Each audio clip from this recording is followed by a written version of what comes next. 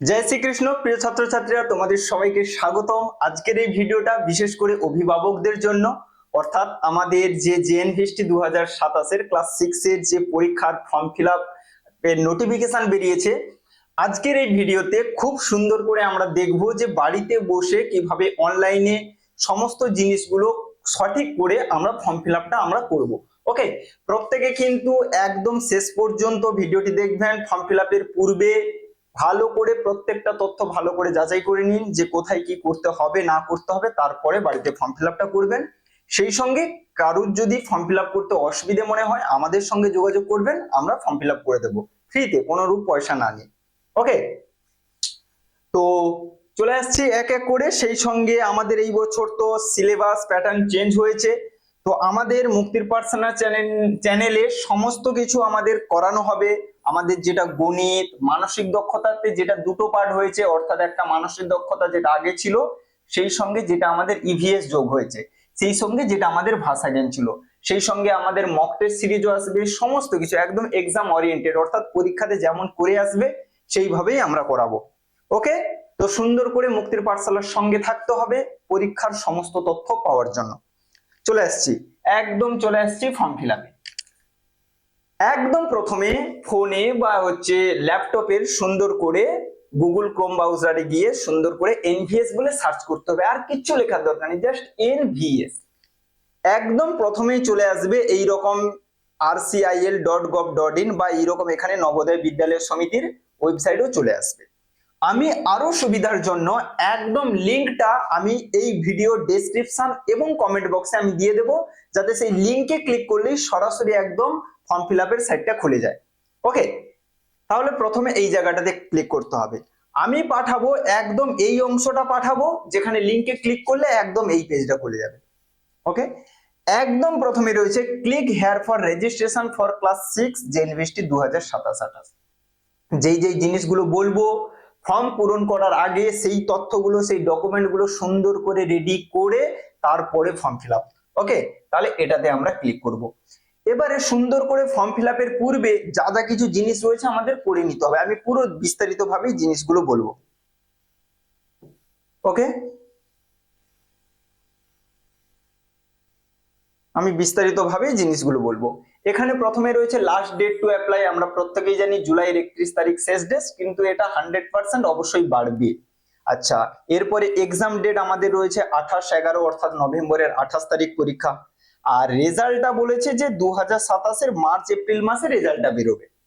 আর admit কার্ডটা বলেছে যে পরীক্ষার 1 মাস আগে, এখানে বলা নেই, পরীক্ষার 1 মাস আগে রেজাল্ট অ্যাডমিট কার্ড আমাদের বেরিয়ে যাবে। ওকে, এই জিনিসগুলো এবারে এখানে সুন্দর করে আমাদের যেগুলো রয়েছে সেগুলো এক এক করে আমি দেখবো। প্রথমে রয়েছে একদম প্রথমে একের দাগে আমাদের বলা রয়েছে the candidate has never appeared in the JNVST examination in any previous year। অর্থাৎ এর পূর্বে, অর্থাৎ এই বছর তোমরা যারা ফর্ম ফিল আপ করবে, এর পূর্বে ওই ক্যান্ডিডেট নবোদয়ের পরীক্ষাতে বসেনি, অর্থাৎ নবোদয় পরীক্ষায় বসার জন্য ফর্ম ফিল আপ করেনি। ওকে, তাহলে সে এলিজেবল। 2 নম্বরে বলা রয়েছে the candidate was promoted from class 4 and officially admitted to class 5 in a recognized school on or before 31st July 2026। এখনই কিন্তু আমাদের হাতে সময়টা রয়েছে। কাদের জন্য না, এইরকম কিছু ক্যান্ডিডেট রয়েছে যারা বাইরের জেলাতে, মামা বাড়িতে, পিসির বাড়িতে, তারপরে মাসির বাড়িতে থেকে পড়াশোনা করছে। অর্থাৎ তার যেটা জেলা, সেই জেলা থেকে, সেই জেলার কোনো স্কুলে না পড়ে সে বাইরের কোনো একটা জেলা, তার ধরো মামার বাড়ি বাইরের কোনো জেলাতে, সেখানে সে পড়াশোনা করছে, তাহলে সে কিন্তু পরীক্ষাতে বসতে পারবে না। এখনো আমাদের হাতে সময় রয়েছে। 31শে জুলাইয়ের পূর্বে ওই ক্যান্ডিডেটকে যদি তার নিজের জেলাতে নিয়ে এসে কোনো একটা স্কুলে ভর্তি করিয়ে দেওয়া হয়, এই যে বলা রয়েছে সুন্দর করে 31 জুলাইয়ের পূর্বে, সে কিন্তু পরীক্ষাতে বসে যেতে পারে। বাইরের জেলাতে হলেও পরীক্ষাতে বসতে পারবে, তবে তার জন্য একটা শর্ত রয়েছে, যেটা এই বছর জেএনভি নতুন সংযোজন করেছে, যে 10 কিলোমিটারের মধ্যে থাকতে হবে। অর্থাৎ আমার জেলা হচ্ছে এটা, আমি কি করেছি, এইখানে আমার বাড়ি, আমি এই পাশের জেলার একটা স্কুলে পড়ছি। তাহলে আগে যেটা হতো যে সে পরীক্ষাতে বসতে পারতো না, কিন্তু এখন বলেছে হ্যাঁ পারবে, তবে পাশের জেলা হলেও হবে, তবে তার স্কুলটাকে বাড়ি থেকে 10 কিলোমিটারের মধ্যে হতে হবে। হয়েছে। যদি সে 10 কিলোমিটারের মধ্যে তার স্কুলটা হয়, তাহলে তার বাড়ি যেই জেলাতে, সে সেই জেলার জেএনভির জন্য সে পরীক্ষাতে বসতে পারবে। এটা। এরপরে যেটা রয়েছে 4-এ, the candidate is an Indian national, অবশ্যই ভারতীয় হতে হবে। Parents candidates have carefully read the official JNVST 2027 prospectus. অর্থাৎ এই যে যেটাকে আমরা নোটিফিকেশন বলছি, প্রসপেক্টাসটা খুব সুন্দর করে পড়ে ফেলতে হবে, যে ওর মধ্যে কি কি বলা রয়েছে এই 2027 পরীক্ষা সম্পর্কিত, এটা সুন্দর করে পড়তে বলা হয়েছে। আর যেটা শেষে আমাদের রয়েছে, I possess a valid Aadhaar number from the candidate, অর্থাৎ ক্যান্ডিডেটের একটা আধার কার্ড থাকতে হবে, না থাকলেও চলবে। or valid parent residence certificate issued by a competent government authority, বা ক্যান্ডিডেটের যদি আধার কার্ড না থাকে, তাহলে পেরেন্টের একটা রেসিডেন্স সার্টিফিকেটের প্রয়োজন হবে ফর্ম ফিল আপের জন্য। ওকে। তবে আমরা জানি প্রত্যেকটা স্টুডেন্টের, যারাই 5-এ পড়ছে প্রত্যেকেরই আধার কার্ড আছে, এটা 100% নিশ্চিত। হয়েছে। এই জিনিসগুলো মোটামুটি হলে সে পরীক্ষার জন্য এলিজিবল বসতে পারবে। আমি এখনো ফর্ম ফিল আপ শুরু করিনি, আমি জিনিসগুলো দেখাচ্ছি। এইবার আমাদের ফর্ম ফিল আপ শুরু হবে, এইখান থেকে আমাদের ফর্ম ফিল আপ শুরু হচ্ছে, প্রত্যেকে সুন্দর করে।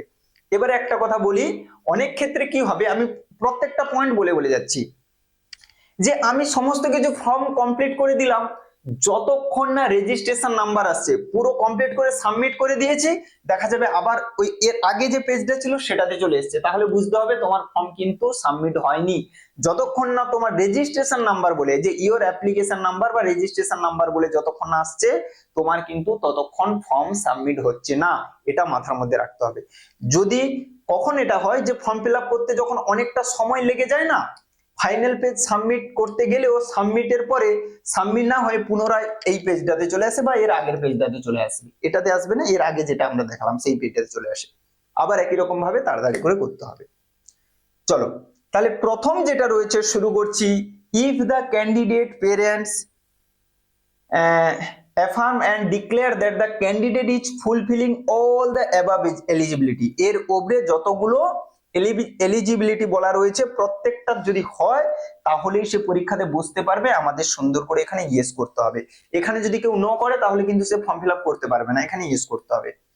সব থেকে ভ্যালিড পয়েন্ট হচ্ছে number 2, do you have Aadhaar number. এখানে একটা কথা বলি, প্রত্যেকেরই আধার কার্ড আছে, তাহলে এখানে তুমি যখনই তোমার আধার নাম্বারটা দেবে, সঙ্গে সঙ্গে তোমার আধার নাম্বারের সঙ্গে, আধার কার্ডের সঙ্গে যে মোবাইল নাম্বারটা লিঙ্ক রয়েছে ওটাতে ওটিপি যাবে, সেই ওটিপিটা এখানে বসালে দিয়ে ফর্মটা খুলবে।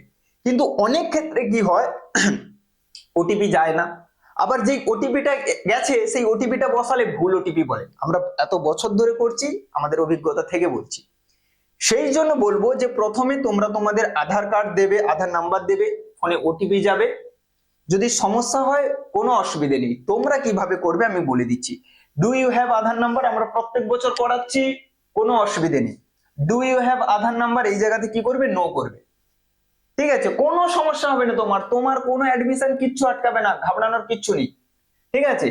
যদি না থাকে তাহলে কি করতে হবে, পেরেন্টের রেসিডেন্স একটা আপলোড করতে হবে। কি করবে এখানে পেরেন্টের বাবা কিংবা মায়ের আধার কার্ড এখানে আপলোড করে দেবে। আমি একটা আধার কার্ড আপলোড করে দিচ্ছি বোঝানোর জন্য, ঠিক আছে? তাহলে এখানে কি বাবা কিংবা মায়ের আধার কার্ড এখানে আপলোড করে দেবে, সাবমিট। তাহলে আধার কার্ডটাতে নো করব, নো করে বাবা বা মায়ের আধার কার্ডটা সাবমিট করব, করলে দেখো এই ফর্মটা খুলে যাবে। যারা আধার নাম্বার দিয়ে করবে তাদের ওটিপি আসবে, ওটিপি যদি নিয়ে নেয় তাতেও এই ফর্মটা খুলবে। তবে আমি বলবো ওই ওটিপিতে না গিয়ে, ওটাতে ঝামেলাতে না গিয়ে এইরকমই করে নেবে, সহজ হবে। এবারে চলে আসছি যে যে জিনিসগুলো বলছি। নেম অফ দ্য ক্যান্ডিডেট প্রত্যেকে ক্যাপিটাল লেটারে ABC। আমি এখানে হাতে লিখতে পারছি, কিন্তু তুমি যখন অনলাইনে ফিল আপ করবে তোমাকে সুন্দর করে টাইপ করে তোমার নামটা লিখতে হবে, যত্ন সহকারে, সঠিক যেন থাকে। বাবার নাম, যার যেটা বাবার নাম সেটা এখানে সুন্দর করে লিখতে হবে, সবই ক্যাপিটাল লেটারে লিখবে। মায়ের নাম যেটা সেটা এখানে লিখবে, ক্যাপিটাল লেটারে সব লিখলাম। এরপরে দেখো লিঙ্গ, তোমাকে এখানে লিঙ্গটা কিন্তু সিলেক্ট করতে হবে, এখানে লিঙ্গটা সিলেক্ট করতে হবে, অর্থাৎ ছেলে যদি হয় মেল করবে, মেয়ে যদি হয় ফিমেল করবে। আমি মেল করে দিলাম। আচ্ছা, আমি তো এটা বোঝাচ্ছি, আমার লেখাগুলো কিন্তু সব মুছে যাবে, কিন্তু তোমরা যখন ফর্ম ফিল আপ করবে, আমি তো এটা স্ক্রিনের ওপরে লিখছি, তাই আমার লেখাগুলো মুছে যাবে, ঠিক আছে? আচ্ছা, এটা না করে আমি এখানে টাইপ করেই দেখাচ্ছি। ABC, এখানে আমি লিখলাম ACB, যাই হোক একটা লিখে দিই যাতে না আমার মুছে যায়, তোমরা যাতে বুঝতে সুবিধে হয়। আচ্ছা, এগুলো সবই ক্যাপিটাল লেটারে লিখবে, আমি তোমাদের বোঝানোর জন্য এখানে যা কিছু একটা টাইপ করে দিচ্ছি প্রত্যেকে কিন্তু ক্যাপিটাল লেটারে লিখবে। এই যে এটা মেরে দিলে ক্যাপিটাল লেটার হয়ে যাবে। ওকে, চলো এবারে চলে আসছি। তাহলে আমাদের হয়ে গেল। এবারে আমাদের চলে আসবে ডেট অফ বার্থ। সুন্দর করে এটাতে টাচ করব। যাদের 2017 তারা এই দিকে ক্লিক করে করে আনবে, যাদের 2017 নয় তারা এই জায়গাটাতে ক্লিক করবে, যাদের 2016 এটাতে মারলে 2016 আসবে, যাদের 2016 নয় এটাতে মারলে 2015 আসবে, যেটা মাস সেটাতে টাচ করবে, যেটা তারিখ সেটাতে টাচ করবে। দেখো সুন্দর করে তোমার জন্ম তারিখটা এখানে দেখাবে। ডান দিকে হচ্ছে মোবাইল নাম্বার, সুন্দর করে তোমার মোবাইল নাম্বার, এবং প্রত্যেকে এই জায়গাগুলোতে গুরুত্ব দেবে যে একটা ভ্যালিড, অর্থাৎ ভ্যালিড বলতে কি যেটা পার্মানেন্ট মোবাইল নাম্বার, যে দুদিন পর চেঞ্জ হয়ে যাবে, 3 মাস পর চেঞ্জ হয়ে যাবে, এরকম কোনো মোবাইল নাম্বার দেবে না। কারণ এই মোবাইল নাম্বারের মধ্যেই জেএনভি যখন তোমার সিলেকশন হয়ে যাবে বা যে কোনো প্রয়োজনে এটাতেই তোমাকে কি করবে, মেসেজ পাঠাবে বা প্রয়োজনে কলও করতে পারে। তাই একটা নাম্বার যেটা সব সময়ের জন্য থাকবে সেই রকম নাম্বারটা এখানে দেবে, 7872602717 হয়েছে। ইমেল আইডি, অনেকে এই জায়গাটাতে ফাঁকা রেখে দেয়, ফাঁকা রাখলেও হবে, কিন্তু আমি বলবো একটা ইমেল আইডি দিয়ে দেবে। কেন না, এই যে বললাম মোবাইল নাম্বারটা, যে ধরো কোনো একটা সময় জেএনভি কল করেছে কোনো প্রয়োজনে অ্যাডমিশনের পরে, ঠিক আছে, বা মানে তোমার নাম বেরিয়েছে, কলেজ স্কুল থেকে তোমাকে ফোন করেছে, তোমার ফোনটা সুইচ অফ ছিল, তোমাকে পেলো না, জেএনভি তোমাকে মেইলও করবে। তাহলে তোমার যদি জিমেলটা দেয়া থাকে তাহলে সুন্দর করে তুমি যখন ফোনটা খুলবে তুমি সুন্দর করে দেখতে পেয়ে যাবে যে একটা মেল এসছে, হয়েছে, দিলে তুমি সেখান থেকে জানতে পেরে যাবে বিভিন্ন তথ্যগুলো। তাহলে এখানে কিন্তু একটা তোমার যেটা মেল সেটাও দিয়ে দেবে। চলে আসছি এরপরে ক্যাটাগরি। এখানে ক্যাটাগরি সিলেক্ট করতে হবে, জেনারেল, এসসি, এসটি, ওবিসি, প্রত্যেকে গুরুত্ব সহকারে ক্যান্ডিডেটের নামে যেন সার্টিফিকেট থাকে। এই নয় যে বাবা মায়ের সার্টিফিকেট আছে ক্যান্ডিডেটের নামে নেই, ওবিসি করে দিলাম, এসসি করে দিলাম, ওইগুলো হবে না, ক্যান্ডিডেটের নামে সার্টিফিকেট থাকতে হবে। এবং এই যে যেটা ওবিসি, এই যে যেটা হচ্ছে ওবিসি, এটা যেন সেন্ট্রাল ওবিসি হয়।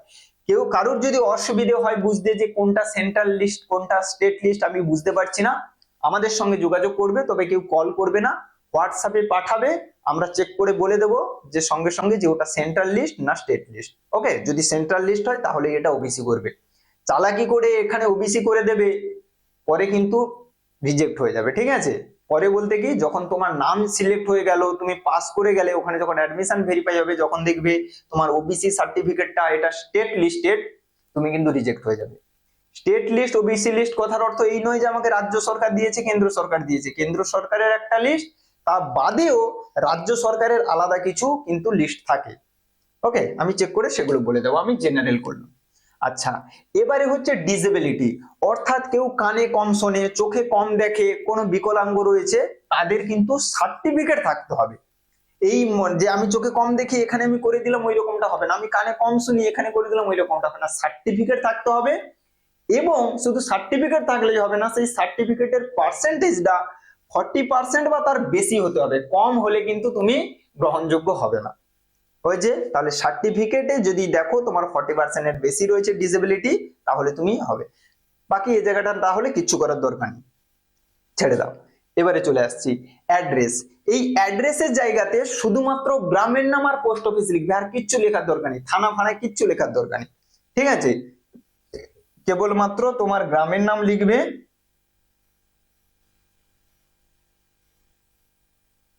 কেবলমাত্র তোমার গ্রামের নাম লিখবে, আমি লিখে দিলাম, একটা কমা দিয়ে তারপরে তুমি হচ্ছে তোমার যেটা হচ্ছে পোস্ট লিখে দেবে।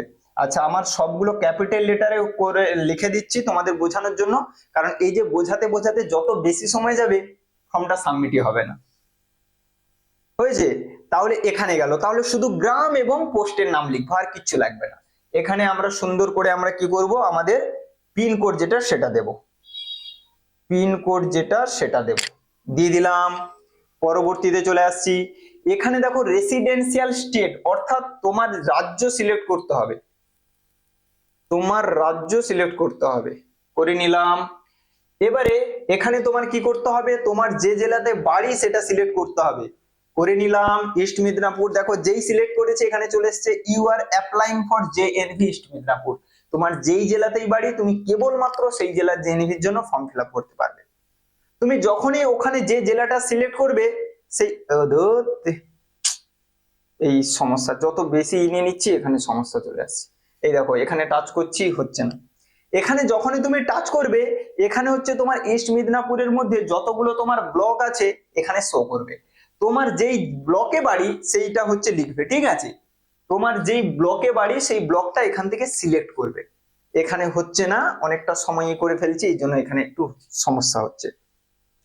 আচ্ছা, are U N NIOS candidate, এটাকে অবশ্যই নো করবে, ঠিক আছে? এনআইওএস মানে যারা হচ্ছে ডিস্টেন্স লার্নিং করে, অর্থাৎ রেগুলার স্কুলে যায় না, তাদের জন্য আলাদা একটা ডিস্টেন্স লার্নিং বলে একটা স্কুল হয়। আমরা তো প্রত্যেকেই রেগুলার স্কুলে পড়ি, প্রত্যক্ষ স্কুলে যাই, ঠিক আছে? সরকারি বা সরকারি স্বীকৃত প্রাপ্ত স্কুল, সবাই এই জায়গাটাতে নো করে দেবে। এটা হয়ে গেল। এরপরে লেখা আছে যে whether district of study of class 5 and district of resident is same, অর্থাৎ তোমার জেলা, বসবাসের জেলা এবং ক্লাস 5 এ যে স্কুলটাতে পড়ছো সেই জেলাটা একই কিনা। যাদের একই তারা ইয়েস করবে, আর যারা পাশের কোনো জেলাতে পড়ো কিন্তু 10 কিলোমিটারের মধ্যে তারা এই জায়গাটাতে নো করবে। তবে এই জায়গাটা বেশিরভাগের ক্ষেত্রে ইয়েস হবে। ওকে, দেখো ওটা যা ইয়েস করেছি এখানে অটোমেটিক আমার সিলেক্ট হয়ে গেছে। অটোমেটিক দেখো এখানে সিলেক্ট হয়ে গেছে। আমি ওয়েস্ট বেঙ্গল সিলেক্ট করেছিলাম, এখানে ইস্ট মিদনাপুর সিলেক্ট করেছিলাম। আচ্ছা, এই জায়গাটা তো বললাম এখানে হচ্ছে কোনো কারণবশত এখানে খুলছে না। আচ্ছা, দুটো ডিফারেন্স বলে দিই। আগেরটাতে এখানে কি লিখবে, আগেরটাতে এখানে সিলেক্ট করবে তোমার যে ব্লকে বাড়ি সেই ব্লকটা সিলেক্ট করবে। আর এখানে কিন্তু তোমার যে ক্লাস 5 এ যেখানে পড়ছো সেই স্কুলটা যেই ব্লকে সেটা সিলেক্ট করবে। সবার ক্ষেত্রে একই হবে এমনটা নয়। অনেকের ক্ষেত্রে যারা কিছু ইংলিশ মিডিয়াম স্কুলে পড়ে তাদের ক্ষেত্রে কিন্তু স্কুলটা বাড়ি থেকে অনেকটা দূরে হয়, আলাদা ব্লকে হয়, ঠিক আছে? তো আগেরটাতে করব যে আমার বাড়ি কোন ব্লকে, আর এখানে করব যে আমি যে স্কুলটাতে এখন পড়ছি ক্লাস 5 এ সেই স্কুলটা কোন ব্লকে, এখানে সেটা হয়ে গেল। এখানে সিলেক্ট হয়ে গেল। এবারে চলে আসবে মিডিয়াম অফ এক্সামিনেশন। এখানে সুন্দর করে তুমি যে ভাষাতে পরীক্ষা দেবে সেটা সিলেক্ট করবে, ভাইটাল কিন্তু গুরুত্বপূর্ণ, ওই যে খুবই যত্ন সহকারে। আচ্ছা, এবারে এই জিনিসগুলো বলি। Name of the school, class 3 তে তুমি যে স্কুলে পড়েছিল সেই স্কুলটার নাম লিখবে। ক্লাস 4 এ যে স্কুলটাতে পড়েছিল সেই স্কুলটার নাম, ক্লাস 5 এ যে স্কুলটাতে পড়েছিল সেই স্কুলটার নাম লিখবে। আচ্ছা, প্রত্যেকটা এখানে রেকগনাইজ যেমন আছে রেকগনাইজই রাখবে, কোনো হাত দেবে না। আচ্ছা, এরপরে হচ্ছে স্কুলটা রুরাল না আরবান, না যদি গ্রামীণ এলাকাতে হয়, গ্রামীণ এলাকা বুঝবে কি করে গ্রামীণ না হচ্ছে আরবান? স্কুল, ঠিক আছে? তোমার বাড়ি কোথায় নয়, স্কুলের লোকেশন, অর্থাৎ তোমার স্কুল যেখানে অবস্থিত সেখানে পঞ্চায়েতের ভোট হয় না লোকসভা ভোট হয়, সেখানে সুন্দর করে এগুলো হচ্ছে বাবাদের কাজ, সুন্দর করে জেনে যাবে। যদি পঞ্চায়েত এলাকাতে হয় সেটা হবে রুরাল, যদি লোকসভা বলে দিচ্ছি পৌরসভা, যদি পৌরসভা ভোট হয় সেটা হচ্ছে কি আরবান হয়ে যাবে। হয়ে গেল। এখানে কিন্তু সিট রিজার্ভেশন রয়েছে, রুরাল আরবান আলাদা আলাদা। আচ্ছা, এখানে যা আছে এটা তুমি একই রাখতে পারো, প্রয়োজন হলে তুমি পরিবর্তন করতে পারো। যে আমরা সাধারণত 2024-এর জানুয়ারি মাসে আমাদের সেশন শুরু হয় আর 2024-এর ডিসেম্বর মাসে আমাদের সেশন শেষ হয়, এইভাবে চেঞ্জ করতে পারো। 2025-এর জানুয়ারি মাসে ভর্তি হয়েছি, 2025-এর ডিসেম্বর মাসে আমাদের শেষ হয়েছে। 2026-এর জানুয়ারি মাসে শুরু করেছি, 2026-এর ডিসেম্বর মাসে এটা আমাদের শেষ হবে, হয়েছে? এইভাবে জানুয়ারি ডিসেম্বর করে দেবে। যারা হচ্ছে সাধারণত পশ্চিমবঙ্গ সরকারের স্কুলে পড়ো তারা কিন্তু এই রকম রাখবে, 2024 জানুয়ারি ডিসেম্বর, 25-26 এইভাবে জানুয়ারি ডিসেম্বর। হয়ে গেল প্রত্যেকটা পয়েন্ট। এবারে চলে আসছি, আমাদেরকে 4টা ফটো আপলোড করতে হবে। একটা হচ্ছে ক্যান্ডিডেটের ফটো, একটা হচ্ছে ক্যান্ডিডেটের সিগনেচার, আর একটা হচ্ছে পেরেন্ট সিগনেচার, আর হচ্ছে কাস্ট সার্টিফিকেট। এবং সাইজগুলো এগুলো প্রত্যেকে প্রথম থেকে সঠিকভাবে বানিয়ে নিয়ে শুরু করবে। ফটো, সিগনেচার এই তিনটে কিন্তু 10 থেকে 100 কেবির মধ্যে, কিন্তু আপলোড সার্টিফিকেট যেটা SC ST সার্টিফিকেট সেটা কিন্তু 50 থেকে 300 কেবির মধ্যে হতে হবে, ঠিক আছে? তো এই জায়গাগুলো এই যে সুন্দর করে এখানে চুজ ফাইল আছে, চুজ ফাইলে ক্লিক করলে সুন্দর করে তোমার যেখানে আছে সেখান থেকে হচ্ছে তুমি হচ্ছে এটা সিলেক্ট করে এখানে বসিয়ে দেবে। এখান থেকে যদি আমি এখানে আপলোড ফটোটার জায়গায় করে দিয়েছি, যাই হোক আমি বোঝানোর জন্য কিছু একটা দিয়ে দিই। ওকে, আমি বোঝানোর জন্য কিছু একটা দিয়ে দিলাম। যে এখানে তাহলে এখানে ক্যান্ডিডেট ফটো, এখানে হচ্ছে ক্যান্ডিডেট সিগনেচার। আমি কিন্তু দুটো জায়গাতে সিগনেচার দিয়ে দিয়েছি, তোমরা এই ভুল করো না, আমি জাস্ট বোঝানোর জন্য তোমাদেরকে বলছি, ঠিক আছে। এখানেও সুন্দর করে কি হবে, পেরেন্টের সিগনেচার আপলোড হবে। আর এখানে কি হবে, কারোর যদি সার্টিফিকেট থাকে এসসি এসটি ওবিসি, এই জায়গাটাতে পূরণ হবে, না হলে এটা ফাঁকা থাকবে। ব্যাস, এইটা হয়ে যাওয়ার পরে আমার কিন্তু নেবে না এখন, কারণ আমার এই জায়গাগুলোতে সমস্যার কারণে এই জায়গাগুলোতে পূরণ হয়নি, তো এই যে এই জায়গাগুলো আমার কিন্তু এখন ফর্মটা সাবমিট নেবে না। আমি তোমাদেরকে দেখাচ্ছি। একদম শেষে এসে এখানে কি হবে, সেভ এন্ড প্রিভিউ লেখা আছে, এই সেভ এন্ড প্রিভিউতে ক্লিক করলে দেখো আমার নেবে না, অনেকগুলো আমার ফাঁকা রয়েছে, তাই না। তো সেভ এন্ড প্রিভিউতে যদি ক্লিক করো, সেভ এন্ড প্রিভিউতে ক্লিক করলে এখান থেকে এই যে বলছি, তুমি যখনই সেভ এন্ড প্রিভিউতে ক্লিক করবে, তুমি এই পেজের মধ্যে যা যা তথ্যগুলো দিয়েছো সেখানে হচ্ছে সমস্ত কিছু তোমাকে দেখাবে, রিভিউ বলে সমস্ত কিছু দেখাবে। যদি তুমি সেখানে দেখতে পাও কোথাও ভুল আছে, তাহলে নিচের দিকে দেখবে এডিট বলে লেখা আছে, সেখানে গিয়ে তোমাকে কারেকশন করে নিতে হবে। আর যদি দেখো যে কোনো ভুল নেই, সবই ঠিক আছে, তাহলে ডান দিকে ফাইনাল সাবমিট বলে একটা লেখা থাকবে। হয়েছে, আমি এক্ষুনি দেখিয়ে দিতাম। এই যে আমার একটু এখানে সমস্যার কারণে, সার্ভারের সমস্যা হোক বা আমার ইন্টারনেটের সমস্যা তো নেই, সার্ভারের সমস্যার কারণে যাই হোক, এই জায়গাগুলো সিলেক্ট হচ্ছে না। যেহেতু সিলেক্ট হয়নি, আমার ফর্মটা সাবমিট হবে না এখন। তো সেভ এন্ড প্রিভিউতে ক্লিক করব, ক্লিক করার পরে আমি দেখে নেব আমার সামনে যা কিছু খুলছে, নাম ঠিকানা যা কিছু দিচ্ছি সব ঠিক কিনা। যদি ঠিক থাকে তাহলে ওখানে ফাইনাল সাবমিটে ক্লিক করব। ফাইনাল সাবমিটে ক্লিক করলে দেখবে লেখা থাকবে ইওর রেজিস্ট্রেশন নাম্বার বলে, রেজিস্ট্রেশন নাম্বার আসবে এবং সেটাকে প্রিন্ট করে নেবে। প্রত্যেকে সেটাকে ফোনে সেভ করে বা যদি কোথাও দোকানে গিয়ে থাকো সেটাকে সুন্দর করে প্রিন্ট করে রাখবে, কারণ আমাদের যখন অ্যাডমিট কার্ড বেরোবে তখন কিন্তু রেজিস্ট্রেশন নাম্বারটা লাগবে। শুধু ওই সময় নয়, স্কুলে ভর্তির সময়ও অনেক ক্ষেত্রে রেজিস্ট্রেশন সার্টিফিকেটটা নেয় কিছু কিছু জেএনভিতে। ওকে, তাহলে এই হচ্ছে পুরো প্রসেস। আমি একটুর জন্য কমপ্লিট করতে পারলাম না সার্ভারের সমস্যার জন্য, যাই হোক। তো কারোর যদি কিছু সমস্যা থাকে বা কেউ যদি ফর্ম ফিল করতে না পারো, আমাদের সঙ্গে কন্ট্যাক্ট করবে, যোগাযোগ করবে, আমরা ফর্ম ফিল করে দেবো একদম ফ্রিতে, কোনো রূপ পয়সা নয়। সেই সঙ্গে আমাদের আবার বলছি, নতুন প্যাটার্ন এসছে, নতুন সিলেবাস এসছে, সমস্ত কিছু একদম সঠিকভাবে গাইড পাওয়ার জন্য মুক্তির পাঠশালার সঙ্গে যুক্ত থাকতে হবে। ওকে, কারোর কিছু জানার থাকলে বলার থাকলে অবশ্যই কমেন্টে জানিয়ে যাবে। আমি এই ফর্ম ফিল আপের লিঙ্ক একদম ভিডিওর ডেসক্রিপশন এবং কমেন্ট বক্সে দিয়ে দেবো, খুব সুন্দর করে তোমরা ফর্মগুলো ফিল আপ করতে পারবে। ওকে, আজকের এই ভিডিও এখানে শেষ করছি। জয় হিন্দ।